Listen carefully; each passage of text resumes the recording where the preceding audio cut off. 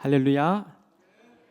신년 주일 예배로 오늘 주님 앞에 나온 우리 사랑하는 모든 성도님들을 우리 성령님이 만나 주시고 또 성령으로 충만케 하시고 능력으로 역사하시기를 간절히 소망합니다. 우리가 1월 1일을 보낼 때에 우리는 교회에서 송구 영신 예배를 드렸죠. 그런데 1월 1일에 동해 추암 촛대 바위가 있는 그 해변에 모인 사람들도 꽤 많았던가 봐요. 촛대 바위는 동해물과 백두산이 우리 애국가 나올 때 그 해가 팍 떠오를 때 그 장면이 보이잖아요. 그래서 명소인가 봐요. 그곳에서 사업하는 우리 성도님 이야기를 들어보니 새벽 3시부터 일을 시작했는데 그 해변에 모래가 보이지 않을 정도로 사람들이 몰려왔대요. 그래서 와, 이게 무슨 일인가? 라고 깜짝 놀랐다는 이야기를 들었습니다. 그만큼 2024년도가 많이 힘들었던가 봐요. 2025년도에 뭔가 새로운 꿈을 품고 소망을 품고 좀 더 나은 날들을 기대하는 그런 열망이 사람들을 그곳으로 불러 모았던가 봅니다. 우리는 그날 송구 영신 예배를 드리면서 하나님, 우리가 2025년도 또 새롭게 시작하는데 작년보다 나은 제가 되게 해주시고 작년보다 더 능력 있는 제가 되게 해주시고 작년보다 더 부흥하는 그리고 성령의 역사가 일어나는 우리 교회 되게 해달라고 우리 간절히 부르짖으며 우리 새해 날을 열었습니다. 2025년도에 우리에게 더 좋은 교회 되라고 더 나은 교회 되라고 우리에게 주신 주님의 표가 있습니다. 우리 같이 읽겠습니다. 시작.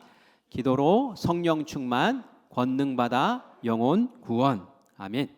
사도행전 1장 8절 말씀으로 저렇게 정의했습니다. 우리가 연초가 되었으니 먼저 우리 표를 가지고 같이 두 번에 걸쳐서 말씀을 나누려고 해요. 저는 연말이 되면은 꼭 이 말씀이 떠오르고 그리고 제 마음에 경각심을 주면서 마음을 다시 한번 돌아보게 합니다. 그 말씀이 뭐냐면은 마태복음 7장 21절의 말씀이에요. 같이 읽겠습니다. 나더러 주여 주여 하는 자마다 다 천국에 들어갈 것이 아니요 다만 하늘에 계신 내 아버지의 뜻대로 행하는 자야 들어가리라. 아멘. 아멘. 주여 주여 하는 사람들은 하나님 아는 사람들이라는 얘기죠. 그런데 다 천국에 들어갈 수 없다라고 말하는 것이 이제 섬찟하다는 거예요. 나도 주여 주여 하는데 나도 예배 드리는데 심지어는 단상에 서서 강단에 서서 말씀을 선포하는데 기도하는데 또 교인들을 위해 축복하는데 주여 주여 한다고 외적인 모양이 그렇다고 다 천국 가는 거 아니야 라고 예수님 말씀하시는 이 음성이 섬찟하게 들린단 말이죠. 이 말씀은 산상수훈을 예수님이 한 다음에 마무리 지을 때에 이 말씀을 하신 거예요. 남에게 보이기 위한 신앙생활하던 그 당시에 유대교 종교 지도자들을 책망하시면서 너희들은 어떻게 겉으로는 형식적인 경건한 모습은 갖추고 있으나 하나님과의 올바른 관계 이런 것들을 제대로 맺지 못하고 그저 남에게 보여주기 위한 신앙 그러한 직분의 어떤 역할들 이런 것만 하고 있느냐. 성령의 역사도 무시하고 하나님 뜻에도 순종하지 않고 그저 자기 즐거운 자기만의 만족의 그 신앙생활을 하고 있으니 정말 화려한 빈 깡통과 같다. 회칠한 무덤과 같다. 라고 그렇게 예수님께서 책망을 하셨죠.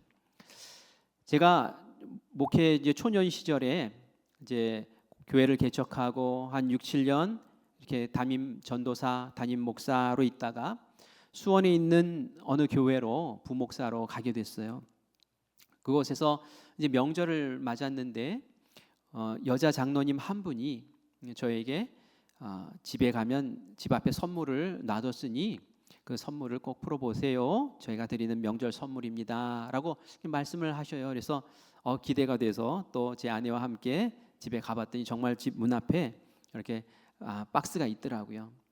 박스를 딱 들어보니까 묵직해요. 그래서 우리 장로님이 무슨 선물을 이렇게 주시려고 그러셨나? 직접 그렇게 말씀하실 정도면은 대단한 선물인가 봐 기대하는 마음으로 집안에 가지고 가서 쫙 뜯어서 봤습니다. 근데 열자마자 악취가 확 나는 거예요. 뭐였을까요? 어떤 분은 홍어요? 이렇게 얘기를 하시더라고요. 그런데 상한 도미가 들어있었어요. 아니, 도미를 상한 걸 먹나요? 삭혀서 먹나요? 그런 건 없잖아요. 제가 생각해 보니까 장로님이 교장 선생님이었거든요. 교장 선생님인데 누군가가 제자든지 누구든지 이렇게 선물을 아마 드린 것 같아요. 근데 그 장로님이 그걸 보고 이거는 내가 그 사랑하는 우리 부목사님 좀 챙겨줘야겠다라는 그런 마음이 드셔서 그걸 집에다 좀 놔뒀다가 실온에다 놔뒀다가 폭삭 썩게 놔뒀다가 그리고 이제 저희 집에 갖다 둔 거였죠. 잘 모르셨던가 봐요. 그 안에 내용물을 잘 모르셨던가 봐요. 그래서 제가 아내하고 고민을 했습니다. 이거를 말해야 돼? 아니면 그냥 처리할까? 그래서 결국은 그냥 음식물 쓰레기 봉지에 넣어서 이제 처리를 하고 말을 안 했어요. 그 장로님 아마 모르실 거예요. 그게 어떤 것이었는지. 근데 제가 그 경험을 하면서 그런 생각이 들었어요. 겉 포장은 좋고 또 든든하고 뭔가 있을 것 같고 기대가 됐는데 막상 주님 앞에서 뚜껑을 딱 열었더니 네 속에 들어있는 것이 뭐냐? 주여 주여 한다고 겉모양만 그럴듯하다고 그게 좋은 게 아니네. 이렇게 말씀하시면 안 되잖아요. 그죠? 이런 평가 받으면 안 되잖아요. 네 겉도 멋있었는데 포장을 뜯어보니 정말 보물이 담겼구나 라고 하는 그런 음성을 우리가 꼭 듣고 칭찬받기를 간절히 원합니다. 그리고 그 보물은 다른 게 아니에요. 그게 바로 성령의 충만하심입니다. 우리 질그릇 같은 우리 안에 예수님 성령님이 함께 하시고 그 성령님이 우리 안에 보화처럼 빛을 발하면서 능력을 발휘할 때에 우리의 겉사람까지도 또 하나님의 은혜 가운데서 능력을 드러내는 그런 복된 인정받는 진짜 그리스도인 진짜 교회 되게 하실 줄 믿습니다. 오늘 설교의 제목이 이렇습니다. 제가 표를 따와서 단어만 딱딱 집어넣는데 기도, 또 성령, 권능, 그리고 하나 사실 더 넣고 싶었어요. 증인 넣고 싶었는데 이 증인은 다음 주에 말씀을 드리려고 하고요. 여러분, 기도, 성령, 권능이라는 단어 가운데 제일 마음에 싹 와닿는 단어가 뭘까요? 우리 같이 한번 내 거 얘기하시는 거예요. 하나, 둘, 셋.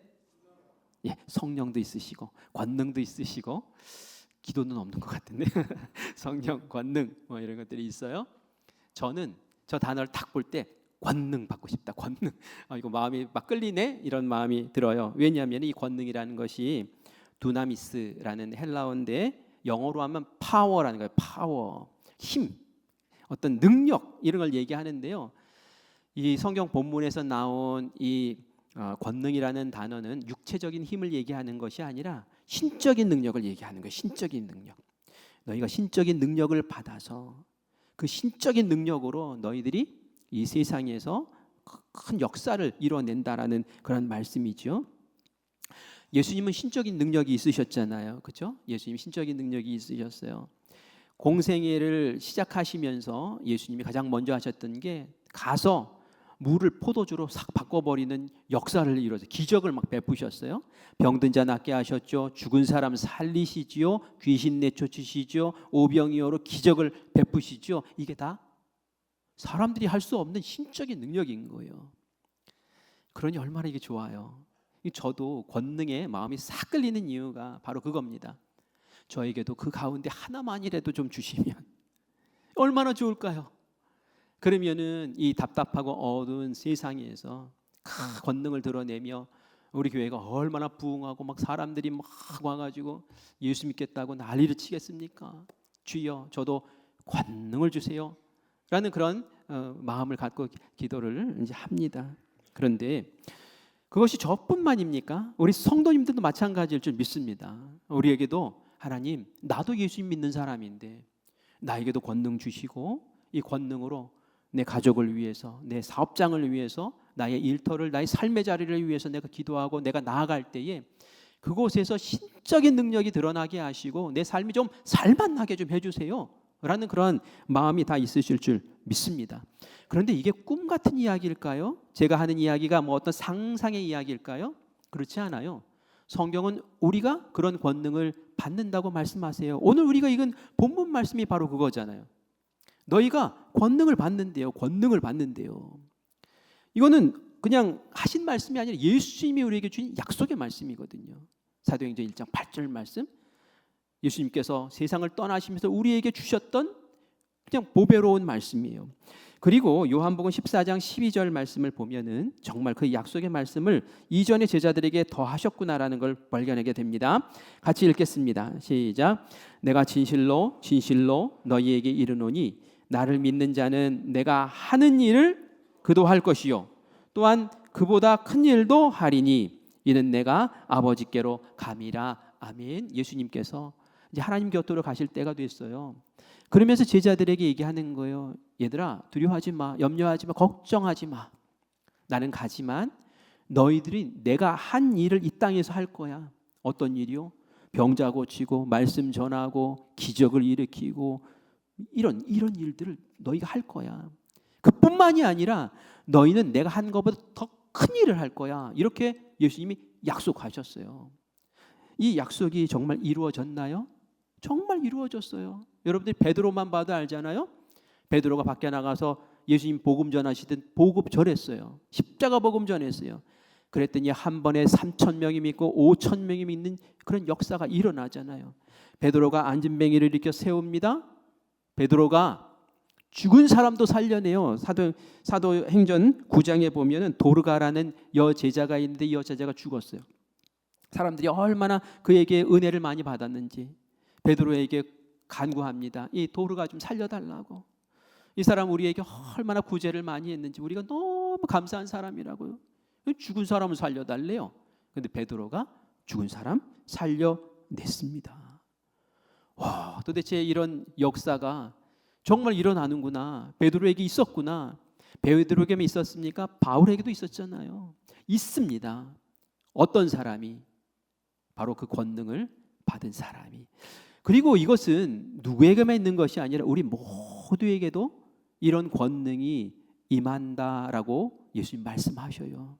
그래서 우리가 이것을 그냥 상상으로 아니면 어떤 목사님만 아니면 어떤 탁월한 누구만 이게 아니라 이런 신령한 권능을 사모하며 2025년도에 이 권능으로 우리의 어려움과 우리의 답답함과 우리를 가로막는 장애물들을 돌파해 나가면서 우리의 가정과 사업체와 우리 교회를 한번 번쩍 일으켜 세우는 은혜가 우리 가운데 있기를 간절히 축원합니다.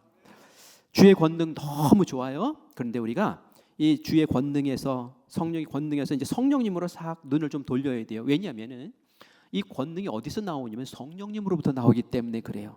신적인 권능은 성령님에서. 그래서 사실은 권능에 우리가 마음이 싹 쏠리기는 하지만 우리가 더 집중하고 더 관심 갖고 더 소중히 여겨야 될 것은 성령님이세요. 성령님은 인격체셔요. 그래서 우리와 감정을 소통하시고 마음을 소통하시면서 우리가 친밀히 만나주시는 분이고 이 성령님이 권능을 드러내면 그것을 통해서 역사가 일어나는 것이니 이 성령님이 얼마나 소중한 분입니까? 성령님에게 집중을 하셔야 돼요. 그런데 우리가 권능에만 관심 갖고 성령님을 소홀히 하면은 성령님 서운해하세요. 제가 조카를 위해서 막 선물 꾸러미를 가지고 조카 집에 들어갔어요. 이 조카가 막 쫓아와가지고 깡총깡총 뛰면서 오셨냐고 그러면서 막 좋아하면서 선물을 받아요. 그리고 나서는 자기 방으로 쪼르륵 달려가서 선물 뜯어내고 장난감 가지고 놀고 코빼기도 안 보여요. 이러면은 삼촌 입장에서 마음이 좀 그렇죠. 어리니까 뭐 그런가 보다라고 하지만 삼촌보다 선물이 훨씬 좋은 거잖아요. 그러면 속상하거든요. 섭섭하거든요. 성령님도 마찬가지예요. 우리가 성령님께서 주시는 권능에만 너무 관심을 갖고 거기에만 쏙 빠져가지고 권능만 주세요. 기적만 주세요. 이러면은 성령님 서운하십니다. 성령님과 친밀히 만나고 성령님과 관계를 맺고 또 성령님과 은혜의 그 관계 속에서 더 풍성해지고 그러면서 성령님께서 나에게 필요하신 것들을 알아내시면서 권능을 베푸실 때에 그것이 우리에게 큰 역사가 되는 거죠. 베드로는 이걸 알았어요. 베드로는 권능을 행사했던 사람이지만 그 권능이 나에게서 나온 것이 아니라 성령님이 주신 것이다 라는 것을 알았기 때문에 베드로가 성령 충만해서 기적을 베풀 때에 그런 마음을 표현하는 것을 보게 됩니다. 베드로가 요한과 함께 성전에 올라갈 때에, 기도하러 올라갈 때에 미문에서 안진뱅이, 날 때부터 안진뱅이를 만나죠. 그때에 이 안진뱅이에게 하셨던 말씀이 있어요. 일으켜 세우기 위해서, 병을 낫게 하기 위해서 하셨던 말씀이 사도행전 3장 6절에 나옵니다. 우리 같이 읽습니다. 은과 금은 내게 없거니와 내게 있는 이것을 내게 주노니 나사렛 예수 그리스도의 이름으로 걸어라, 걸어라 라고 말씀하셨어요. 일어나 걸어라. 여러분, 제가 베드로 입장이었으면 말이죠, 나사렛 예수 그리스도의 이름을 요거 뺐을 것 같아요. 그냥 네가 나에게 돈을 원하느냐? 근데 난 돈이 없어. 그러나 난 너의 문제를 해결할 수 있어. 내가 너에게 명하노니 일어나 걸어라 라고 그렇게 말씀했을 것 같은데 베드로는 굳이 저걸 집어넣어요. 나사렛 예수 그리스도의 이름으로 일어나 걸어라. 그건 뭡니까? 내가 지금 너를 위해서 권능을 행사하고 너를 위해서 기도할 텐데, 너를 위해서 축복할 텐데, 이것은 나에게서 나오는 것이 아니라 나사렛 예수 그리스도로부터 나오는 거야. 성령님으로부터 나오는 거야 하면서 선포하고 결국은 그 사람이 그 이야기 듣고 벌떡 일어나지 않습니까? 그래요. 권능도 중요하지만 그 권능을 베푸시는 성령님, 예수님에게 우리가 더 관심을 갖고 집중하는 것이 더 중요하다라는 그런 말씀입니다. 바울과 바나바도 똑같은 일을 경험해요. 사도행전 14장에 가면은 두아디라라는 루스드라라는 그런 동네에 도시에 들어가게 되는데 거기에 보니까 똑같이 정말 날 때부터 안진뱅이였던 사람을 만나요. 너무 안타까운 마음이 들어서 그를 고쳐주죠. 사람들이 그리스 로마 그 신화에 나오는 그 신이 우리를 찾아왔다고 막 경배하려고 합니다. 그러자 딱 막으면서 하는 말이 우리도 당신들과 같은 똑같은 성정을 가진 인간입니다. 이런 일을 하신 분은 하나님이십니다. 하나님이 하셨습니다. 라고 분명히 이야기를 하고 그 하나님을 전파하는 그런 모습을 보게 됩니다. 우리의 능으로 하는 것이 아니에요. 우리의 힘으로 하는 것이 아니에요. 우리 믿는 사람들 또 하나님을 아는 사람들은 하나님의 영으로 성령으로 그 역사를 이루어내는 줄 믿습니다. 우리는 하나님의 겸손한 통로가 돼야 돼요. 성경 말씀에 보면은 우리를 질그릇에 비유를 하는 표현이 나오죠. 질그릇 안에 보물이 담겼어요. 그 보물은 바로 예수님이고 성령님이고 구원의 진리이고 하나님의 권능이죠. 우리는 질그릇이에요. 질그릇에 그걸 담고 있다가 그 보물이 빛을 발하면서 드러날 때에 우리 질그릇을 통해서 하나님의 역사가 일어나는 줄 믿습니다. 그래서 우리가 성령님에게 집중해야 돼요. 그 권능의 주인이신 성령님에게 집중해야 된단 말이에요. 성령님을 깊이 알아야 되고 인격적으로 뜨겁게 만나야 되는 거죠. 이 권능의 주체이신 성령님을 우리가 어떻게 뜨겁게 만나고 친밀히 교제하고 우리 안에 충만히 채울 수 있을까요? 그 방법은 기도하는 거예요. 그래서 제가 설교 말씀의 제목을 기도, 성령, 권능 이렇게 얘기하는. 제가 설교는 지금 거꾸로 해나가고 있어요. 권능부터 시작해서 성령, 그 다음에 기도로 넘어가고 있는데 여러분 성령님과 친밀해지고 성령님이 나를 완전히 사로잡게 하려면은 내 안에 성령이가 만날 수 있는 장을 마련을 해야 돼요. 그게 뭐냐면 바로 기도와 말씀이라는 거예요. 예수님이 이 제자들을 떠나시면서 하셨던 말씀은 너희들 예루살렘 떠나지 마라. 그리고 하나님이 주시겠다고 약속하셨던 그 선물이 있는데 성령을 기다려라 라고 그렇게 말씀을 하셨어요. 그런데 제자들이 그 이야기를 듣고선 어떻게 합니까? 예루살렘 성에 있는 것 자체가 굉장히 무서운 일이었어요. 왜냐하면은 유대교 종교 지도자들이 호시탐탐 노리고 있었고 로마 병정들도 예수님이 그 시대의 반역자거든요. 그러니까 그 추종자들을 잡기 위해서 눈에 불을 켜고 다녔단 말이에요. 예루살렘 빨리 떠나야 되는데 예수님 떠나지 말고 기다리라고 하시니 마가의 다락방에 120명이 모여서 거기에 옴짝달싹 못하고 거기에 갇혀 있었던 거예요. 금방 성령님이 오시지 않았어요. 며칠이 걸렸냐면 10일이나 걸렸어요. 열흘 동안이나 거기서 갇혀 있었던 거예요. 그런데 이 열흘 동안 그들이 뭐 했을까요? 모여서 뭐 했을까요? 보니까 성경에 보니까 마띠아라는 사람을 뽑아서 그 가룟 유다 빈자리, 그 사도의 빈자리를 채우는 일도 했더라고요. 그런데 이들이 끊임없이 했던 게 있었어요. 그게 바로 사도행전 1장 14절에 나오는 말씀입니다. 우리 같이 읽겠습니다. 여자들과 예수의 어머니 마리아와 예수의 아우들과 더불어 마음을 같이하여 전혀 기도에 힘쓰니라. 아멘. 뭐 했다고요? 기도에 힘썼대요. 그런데 전혀 기도에 힘썼대요. 전혀 기도에 힘썼다는 얘기는 다른 일 다 제껴놓고 열심히 기도했다는 얘기예요. 사실 예수님은 제자들에게 예루살렘에서 기다려라라고만 말씀하셨어요. 그런데 제자들은 기다리면서 무엇을 했어요? 기도했어요. 저는 제자들의 모습이 야 이거 참 잘했다. 참 잘했다. 이런 마음이 드는 거예요. 그냥 멍하니 앉아서 거기서 화투치고 앉아 있었으면은 성령이 임하셨을까? 아니었을 것 같아요. 그들은 하나님이 보내시는 성령이 올 거라는 걸 알기 때문에 이 성령님을 맡기 위해서 우리가 뭘 해야 될까? 그리고 생각한 것이 하나님의 영이시니까 우리의 마음을 열고 우리가 기도하고 그 하나님의 성령을 받을 준비를 하자라고 하면서 뜨겁게 기도하면서 그 시간을 보내고 있었다는 거죠. 바로 이렇게 준비된 기도의 마음 가운데 오순절날 성령님이 강하게 찾아오시고 얼마나 강하게 충만히 찾아오셨는지 그들의 머리에서 불꽃 같은 것이 막 보일 정도로 그렇게 강력하게 역사하신 줄 믿습니다. 이렇게 기도라는 것은 성령님이 충만하게 나에게 임하는, 그래서 그 성령님이 능력을 드러내고 권능을 드러낼 수 있게 하는 귀한 도구가 되는 거지요. 베드로가 복음을 전하다가 붙잡힌 적이 있었는데 이 종교 지도들에게 잡혀서 협박을 받아요. 내가 풀어주긴 풀어주는데 한 번 또 밖에 나가가지고 이 쓸데없는 십자가 얘기하고 예수 얘기하면은 그냥 죽여버린다고 그렇게 막 협박을 합니다. 베드로가 나왔죠. 풀려 나왔죠. 그리고 나서는 자기를 위해 기도해주는 그 동료들을 찾아갔어요. 그거 앉아서 기도를 하고 있었어요. 그래서 같이 이제 이야기를 나눕니다. 자기 당했던 이야기를 얘기를 하고, 그리고 이제 밖에 나가가지고 복음 전하고 십자가 얘기하면은 예수 얘기하면은 잡아 죽인다고 나를 협박을 했다고 얘기를 하는 거예요. 이 이야기를 들은 제자들은 어떻게 했을까요? 야, 우리 예루살렘 떠나자. 야, 이제 안 되겠다. 이제 그만하자. 뭐 이렇게 얘기했을까요? 그러지 않았어요. 우리 사도행전 4장 31절 말씀 같이 읽겠습니다. 빌기를 다음에 모인 곳이 진동하더니 무리가 다 성령이 충만하여 담대히 하나님의 말씀을 전하니라. 아멘. 어떻게 했대요? 빌기를 다했대요. 빌기.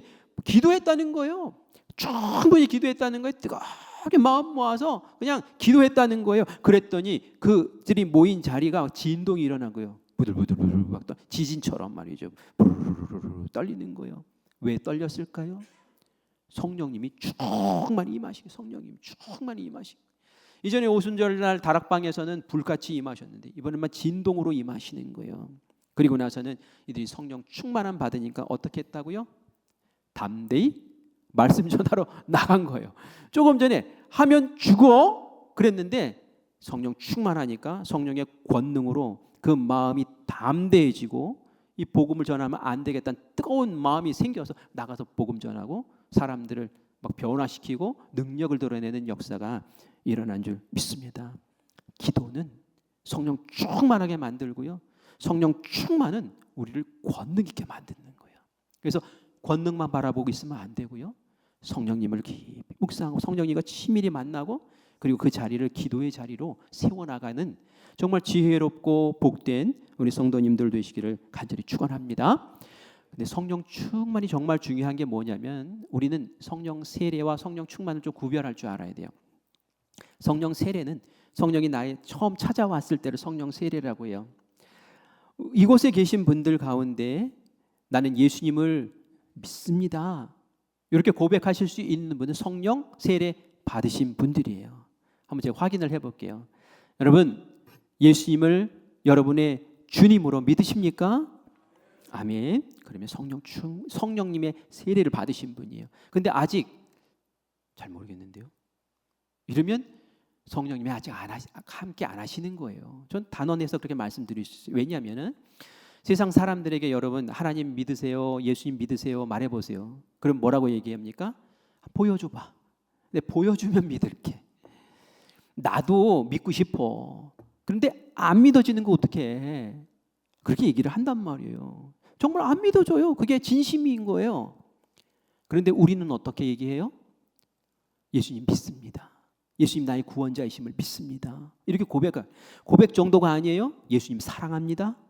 그리고 그것 정도가 아니에요. 나와서 시간 구별 예배드리고 또 물질로 헌물하고 또 사역에 동참하고, 이게 맨정신으로 되는 게 아니란 말이에요. 이것은 성령님이 내 안에 계셔서 성령님이 믿어지게 하셔서 내가 그렇게 하고 그렇게 사랑하고 그렇게 헌신하게 한다는 거죠. 그래서 이 자리에서 내가 성령 세례 받았나라는 것으로 고민할 필요는 없어요.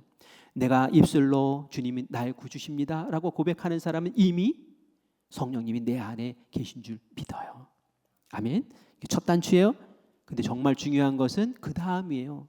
성령이 충만해야 된다는 거예요. 충만해야 된다는 거예요.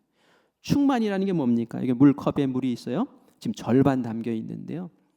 충만이라는 것은 차고 넘쳐 흐르는 것을 얘기를 하는 거예요. 꽉 채워져서 차고 넘쳐 흐르는 거.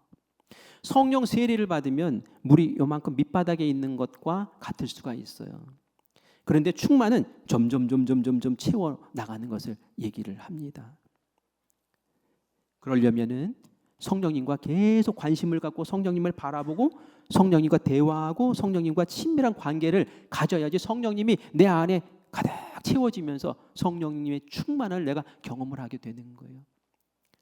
성령님을 받긴 받았어요. 성령님 내 안에 오시긴 오셨는데 성령님을 무시하고 성령님에 관심 없고 그러면 말이죠, 성령님이 충만하실 수가 없어요. 제가 어느 집에 신방을 갔어요. 신방 오라고 그래서 시간 정해서 맞춰서 갔어요. 그런데 부부가 문을 열고 들어갔더니 대판 싸우고 있어요. 제가 들어왔는데도 싸워요? 이거 어쩔 줄 모르겠어요. 이거 나가야 되나, 계속 있어야 되나, 뭐 말을 해야 되나, 뭐 이러고 있는데 그냥 뭐 대판 싸우는 거예요. 진짜 있었던 얘기가 아니에요. 그냥 하는 얘기예요. 꾸며서 한 얘기예요. 그 부부가 저를 무시하는 거 아닙니까? 그렇죠?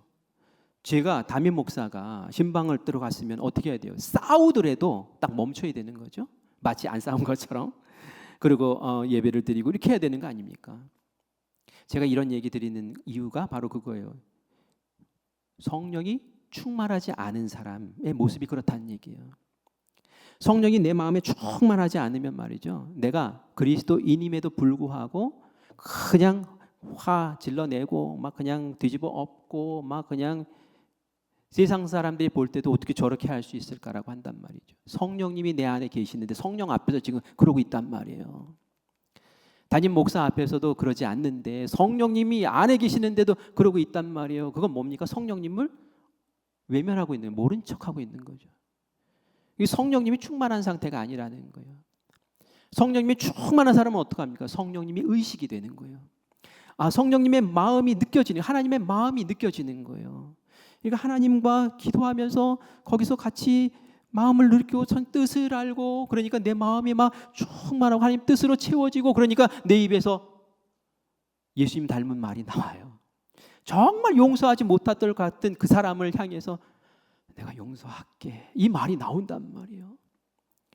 싸울 일, 다툴 일, 분낼 일이 있는데도 꾹 참고 넘어가면서 오히려 그를 위해서 기도해주고 살펴주고 돌보주고 알아주고, 그러다 보니 그런 능력으로 평화가 일어나고 교회가 일어나고 가정이 세워지고, 내가 성령 충만하면서 하나님 은혜 가운데서 거하니까 내 가문에 흘렀던 그 저주가 끊어져 버리고, 내가 성령 충만하니까 내 육신에 그 성령님이 막 작용을 하시면서 질병이 사라지고 잉태의 복이 생기고 말이죠. 이게 성령 충만한 사람의 모습이고 성령 충만을 우리가 삼어야 될 이유인 줄 믿습니다. 성령 충만은, 성령 세례는 일회적인 거예요. 한번 성령 오시면 계속 내 안에 계셔요. 그리고 이거는 영원히 가요. 그런데 성령 충만은 오락가락해요. 어쩔 때는 충만했다가 어쩔 때는 확 쪼그라들었다가 그 여러분들이 아시잖아요. 첫사랑을 회복해 주세요. 첫사랑 때 성령 충만했던 거예요. 그러니까 성령 충만을 계속 유지하기 위해서 우리가 부단히 애쓰고 기도하고 말씀 보고 하면서 주님과 계속 교제하고 인격적인 깊은 관계를 갖고 하나님의 뜻을 알고 그러면 내 안에 기적이 일어나기 시작합니다. 내가 성령님께 충만함으로 막 사로잡히는 거예요. 이제는 성령님의 생각을 하게 되고 성령님으로 인격이 변화되고 내가 예수님 닮아가게 되고 사실은 밖에서 일어나는 어떤 기적보다 내 속사람이 변하고 내 속사람이 예수님 닮아가는 것이 진짜 기적인 줄 믿습니다. 그게 정말 성령의 권능이에요.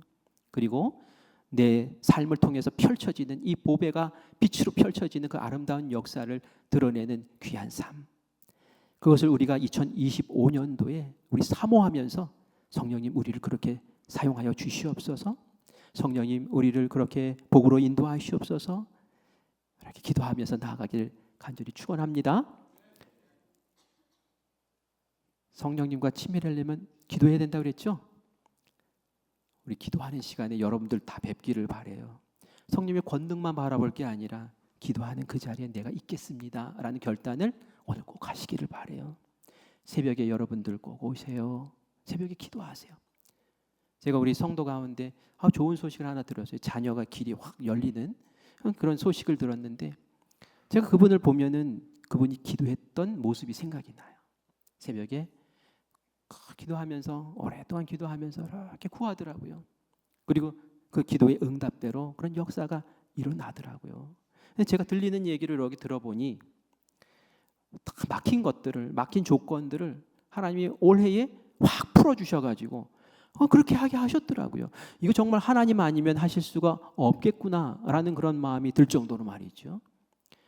기도하면서 성령님과 친밀해지면 성령님께서 우리의 문제들을 아시고 돌파하게 하시고 상황을 바꾸시고 역사하시는 은혜가 분명히 일어납니다. 근데 성령의 권능만 생각하고 기도를 안 하면 어떻게 그 안에서 성령과 친밀함이 있고 성령 충만이 생기겠어요? 우리가 첫 단추부터 내가 해야 될 것이 무엇인지를 보고 그 안에서 역사가 일어나는 과정으로 한 걸음 한 걸음 내디디며 그 결과를 거머쥐는 우리 모두가 되시기를 간절히 축원합니다. 누가복음 11장 13절 말씀 볼게요. 시작. 너희가 악할지라도 좋은 것을 자식에게 줄 알거든 하물며 너희 하늘 아버지께서 구하는 자에게 성령을 주시지 않겠느냐. 아멘. 성령을 주신대요. 구하는 자에게 성령 주신대요. 충만을 주신대요. 여러분 기도하면 주신대요. 그런데 못할 게 뭐 있어요? 여러분들이 기도의 자리를 찾기 위해서는 여러분들의 손에 쥔 걸 버리셔야 돼요. 대가를 지불하셔야 돼요. 내가 하고 싶은 거 다 하면서 그러면서 뭐 성령 충만? 천만의 말씀입니다. 내가 기도의 자리를 지키려면 기도의 자리를 지키기 위해서 그 시간에 TV 보던 거 내려놔야 돼요. 그 시간에 내가 무언가 하던 거 내려놔야 돼요. 대가를 지불해야 돼요. 왜? 더 좋은 것을 얻기 위해서. 더 좋은 것을 꽉 붙잡고 그리고 그 안에서 성령 충만으로 권능을 행사하시면서 이전에 내가 누리지 못했던 그 아름다운 역사를 우리 새해에 모두 누리시기를 간절히 바랍니다.